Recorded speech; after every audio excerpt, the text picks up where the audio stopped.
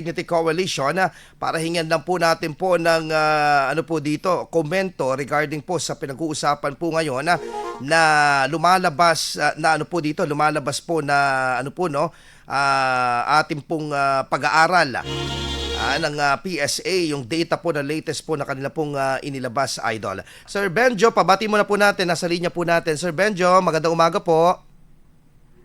Yes, Sir Mark, magandang umaga po. No? Magandang umaga po sa lahat po nang nakikinig sa atin. Opo, Sir Benjo, ewan ko kung paano po ba ito, may discrepancy po ng nilabas po na information. Nung una, bumutok po itong balita po tungkol po sa survey po ng PSA. In particular, ito pong may kinalaman po sa Functional Literacy Education and Mass Media Survey po o yung FLEMS na lumalabas na itong mga graduate natin, in particular po ng K-12 program, ay hindi po marunong magbasa or ang pinakamalala, yung kanilang comprehension po ay mababa. According yan doon sa naganap po na basic education na ano po natin po no, hearing ng committee ng Senado. Ano pong masasabi po ninyo dito? Kasi may paglilinaw daw dito ang DepEd ngayong kahapon actually na sinasabi nila hindi yun K-12 lang. Yun po ay across ages 10 to 64 years old regardless ng kanilang educational attainment. But regardless of that, etong impact po na ito sa ating pong educational system, ano pong masasabi po ng TDC dito? Well, una, tama naman po. No? Noon naman pong nilabas yan, talagang yun naman po yung binabanggit ng PSA. Baka hindi lang nailinaw kaagad, no? O hindi lang naagad na-analyze ng madla. Pero lumalabas naman talaga yung 10 to 65 years old, no? Yun yung covered nung ating nung ibig sabihin po yan ay sabi ko accumulated po na bilang ng mga tao yan mula simula. In fact, kasama tayo diyan, Sir Mark, no? Ibig sabihin po nito, well, anyway, pero gayon pa man, sabi nga ho natin, mananatili na may problema kasi kung 10 years old hanggang 60 o 65 ibig sabihin ang haba na pala, diba? Tapos titignan din natin, by the way, pag inanalyze natin yung data, titignan din natin saan may pinakamalaki, may pinakamalaki, diba? Na age group para makita natin kung anong period ito pinakamalala. Yan po sana yung approach, but nevertheless, ang issue talaga ay meron talaga tayong kakulangan, may kakulangan talaga tayo dito sa kabuuan ng sistema ng ating edukasyon, kaya marami talaga yung nasabi natin na hindi talaga functionally literate. By the way, Sir Mark, pag functionally literate, sabihin nakakabasa naman, pero hindi na unawa dun sa higher level ng understanding and comprehension. Yun yung gusto nating ilinaw. But yes, gaya ng sinabi ko, it's a system sa kabuuan ko ito. Kaya bahagi po ng system yung funding, bahagi ng system yung management, bahagi ng system yung teachers, bahagi ng system yung facilities natin o yung ating mga materials sa ating pag-aaral. Gaano po kalala po ang impact? For example, sa mababang budget po at na pagtutuunan po dito sa DepEd, at the same time, yung pong impact po ng usapin po sa hindi masugpusog pong korupsyon dito sa klase po ng ganitong sistema po ng education natin sa bansa po natin. Well, we have cited that two related matters po. Ang late kasi ng budget. Hindi nga sinunod yung saligang batas doon sa isinagawang budget for 2025, kung saan pinakamataas yung DPWH, hindi yung DepEd education institutions. We have discussed that po previously sa program nyo. And then, pangalawa, pag titignan ho natin, parang may mga nabigyan ng budget na questionable. Questionable po, yung mga ayuda, yung mga dole-outs na tingin namin ginawa for patronage politics.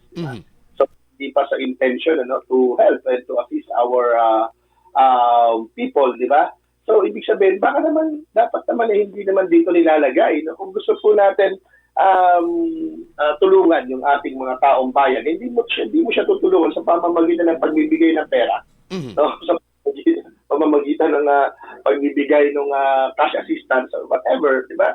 To tutulungan mo siya, no, to uplift, no, the lives of our people, no, through education, diba? Through job generation. At magagawa lamang po natin ito kung meron tayong matibay na foundation ng ating edukasyon. At yan ang susunod. Diba? Nakita naman natin, Singapore, maunlad. Maayos yung education system. Vietnam, maayos kasi. Diba ito sa Southeast Asia na lang po, diba? Singapore, Yes. Indonesia, Vietnam, diba? Thailand, even Indonesia, mas mataas pa sa atin ang attainment. Ano po, mas mataas mas mataas yung sweldo ng teachers. Lahat ng binagit ko po na yan na bansa. Correct. Diba, no? Correct. Mataas yung sweldo ng teachers nila kaysa sa atin. No? Mas mababa yung kanilang class size kumpara sa atin, hindi congested. So ibig sabihin nito, meron po talagang relasyon yung pag-unlad ng isang bansa, no, doon po, no, sa uri ng edukasyon na meron sila. Ang problema sa atin, ang pinagbatayan ng ating ang pinaglaanan ng ating budget yung kung ano-ano di ba? Mga ayuda, mga bigay ni congressman, po, yung ibibigay ng DSWD, no? Meron pang binuhin mo, saan ka nakakita? Mas mataas yung budget ng DHAMAC, ng DPWC as a single agent. Ang nakakadismayado pa, Sir Benjo, if I add sa sinasabi ninyo, yung mga ibang congressman na silang humihiling ng budget kuno para sa mga school buildings, makikihati pa. May mga ganyan ding mga ulat. May mga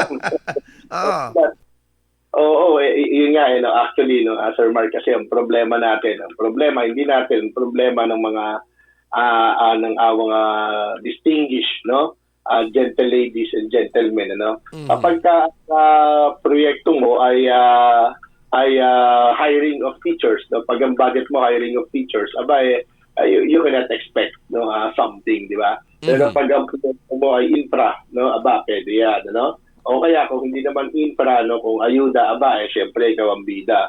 Di ba? So may gano'n, yun ang ginawa sa atin, yun ang ginawa sa atin. So kailangan natin talaga ng isang ng political will, para i-address po itong mga problema na ito, So budget yung isa sa pinakamalaking problema, tignan natin budget, and then pangalawa siguro yung policy, kung paano tutungtong paano to dadapo itong mga budget po na ito doon sa kumbaga pagtugon doon sa problema natin sa basic education natin. Sir Benjo, ito pong present curriculum po na ito, meron po bang kasi mga naglabasan po ng mga nakaraang week na sabi nila yung ewan ko na fake news na naman yung mga iba na wala nang K-12, wala nang grade 11, 12.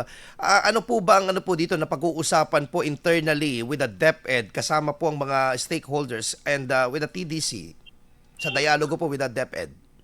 Well, doon natin makikita talaga na napakaliit, napakababa nung pinatawag po natin na critical thinking ng ating ilan sa ating mga kababayan. Ang dali maniwala sa fake news, ang dali maniwala sa politiko na sayo-sayo and everything. Well, ang K-12 po ay nananatili, hindi pa po ito inaalis, Wala pang batas na nagsasabi, although may mga panukala na baguhin ang K-12. Ang binago po, Sir Mark, ang binago ay yung content ng curriculum natin from kinder grade 10. Yan po yung binago. Matatag. Panahon pa yan ni Secretary BP Inday Sara. At kayo naman po ay nag-undergo nung pagbabago din itong 11 to 12 yung content again ng curriculum. In fact, ngayong taon ay ipapilot na po yan sa ilan nating mga paaralan. So meron pa din.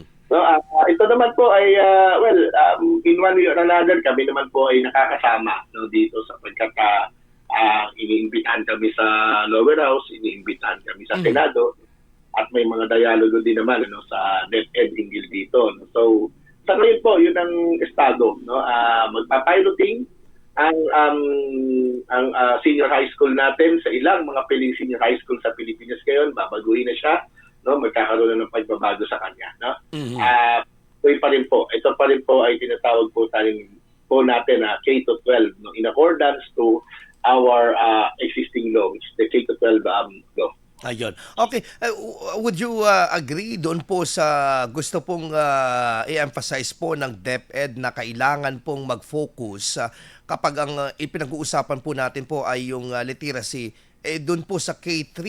Ito po yung pong preparatory, kindergarten, Sir Benjo. Yes.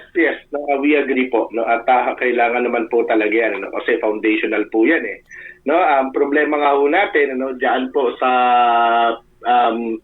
stage na yan. Ang tawag natin dyan sa DepEd yung key stage 1. Ano po? No, yung kinder to grade 3. Sa stage po na yan, diyan talaga nade-define eh.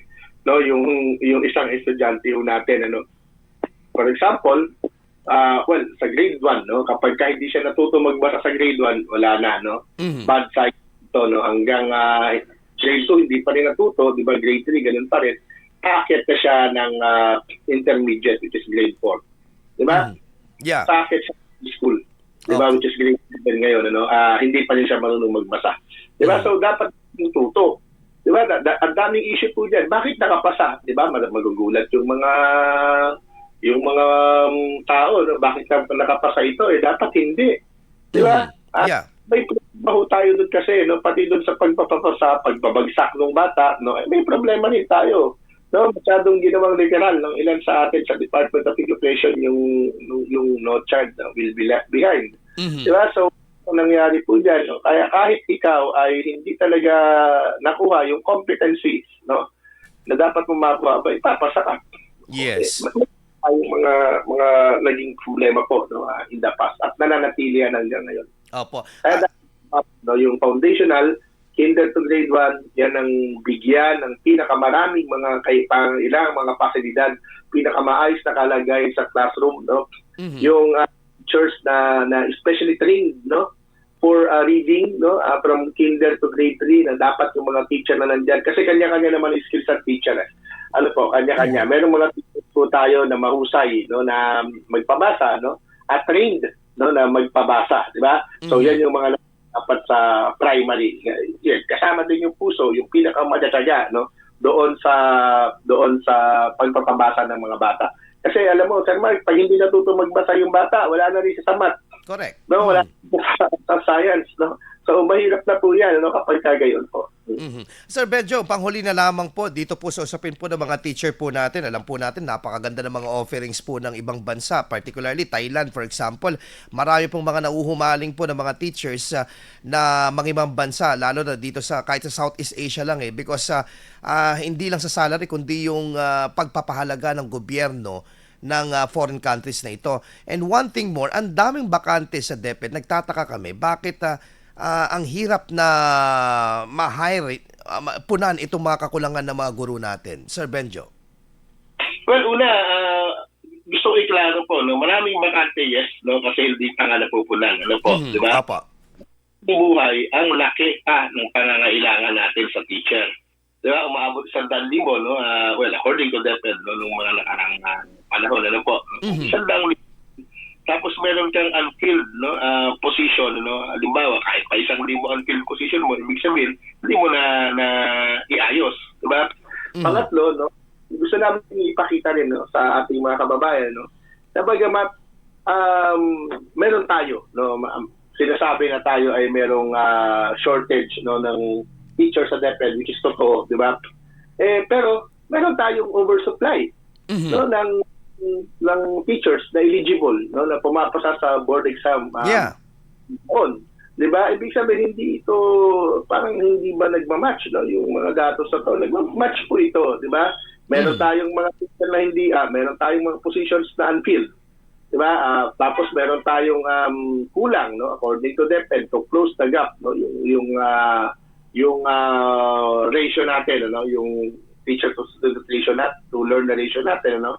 At pangatlo, meron din po talaga tayong oversupply. Bakit? Kasi wala pong items, no? Hindi po nag-create ng items, no, ng mga teacher na dapat 100,000 ang i-create na items, no, para makapasok yung mga naghihintay, no, diyan po sa ng mga pumasa sa board exam, no?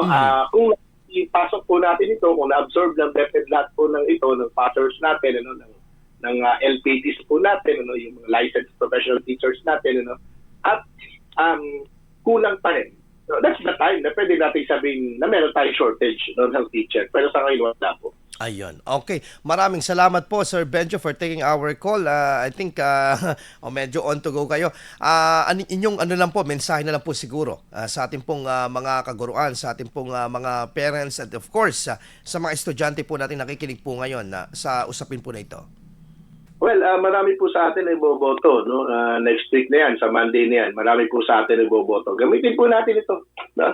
Gamitin natin yung kapangyarihan, no, na ito, no, para pumili, although limited ito, no, dahil sa sistemang electoral, no, natin, no, at panlipunan, no, sapagkat ang pinipili natin pumipili tayo sa mga napakahihirap na mga pagpipilian. Ano po, no? Pero gayon pa man, no, naniniwala po ako, no, that we still have choice. No, we still have choice, no, at pwede tayong pumili, no, ng mga maaaring makatulong po sa atin. Madala naman na tayo, no, sa mga paulit-ulit nating iniluluklok, no, sa luklukang bayan, no, na hindi po tumutugon sa ating mga kailangan bilang mga mamamayan. Yun lamang po siguro, no, sir, para ito ay generic, no, kasama sa mga kabataan na boboto, sa mga matatanda sa siguro, no. So yun na lamang po siguro, at sana, no, magkaroon tayo ng mas maayos, no, na education policies and system at that, no, sa mga susunod na panahon po. Thank you. Maraming salamat po. Ingat po, Sir Benjo Basas, ang chairman po ng TDC or Teachers Dignity Coalition. Alas 7:00 ang oras po natin. Idol, susunod na po ang programang RMN News Nationwide, The Sound of the Nation.